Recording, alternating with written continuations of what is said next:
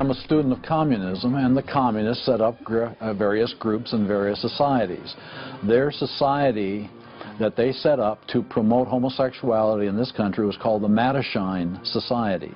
And it was founded by Henry Hay, a leading member of the Communist Party. So since I was studying communism and teaching on the issue of communism, you just follow leads, and all of a sudden you realize, what is this Mattachine? I've never heard of this Mattachine Society. Well, it was Henry Hay's organization set up to infiltrate the culture of the United States to make homosexuality normal. It's always been a movement dominated by the left. It's all these so-called isms. You'll find there's a communist or a socialist behind every one of them, and you'll always see their targets. It's basically the traditional family unit. The war is still against the family.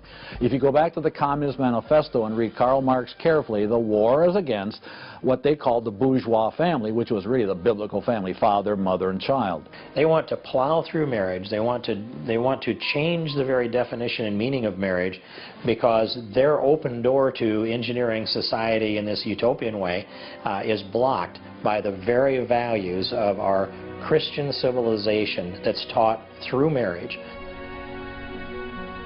And so the left just has got to destroy the family, because if there's any one thing that will prevent the left from carrying out its agenda, it's healthy and strong nuclear families. And so from the Fabian Socialist Society to the Frankfurt School to Antonio Gramsci and the Communist Party USA, from these four you will find connections to almost every left-leaning person and organization in America. Their influence has been incredible.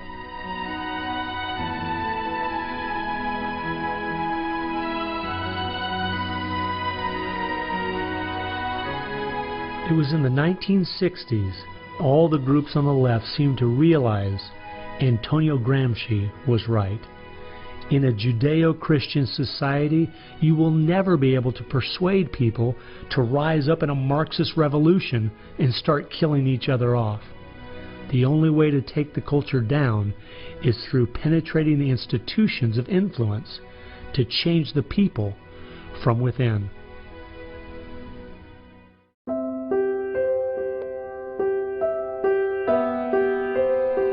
I guess the biggest surprise I had while studying these four groups was seeing that a large part of their agenda was trying to make us an immoral people.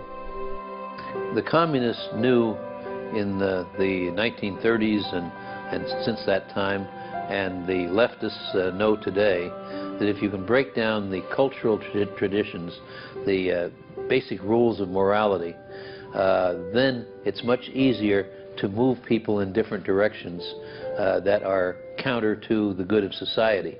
They recognize that it's all part of the same fabric. Their ideologies all work together to break down families, to break down the sanctity of human life, the value of human life, to break down the idea that there is a God that we are accountable to.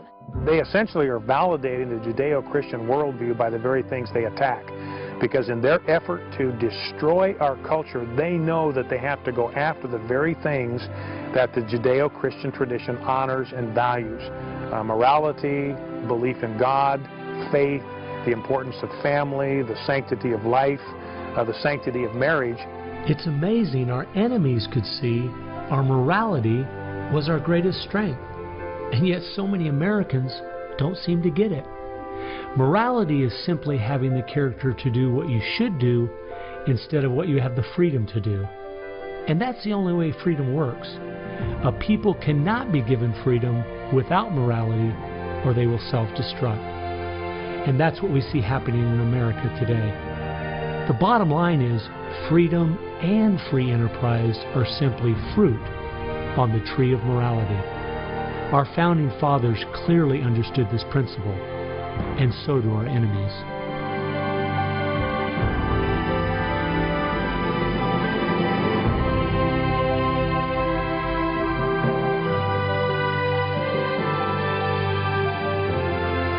There is an important fact we need to face. If we had Ronald Reagan as president, low taxes, and a strong national defense, the ship certainly would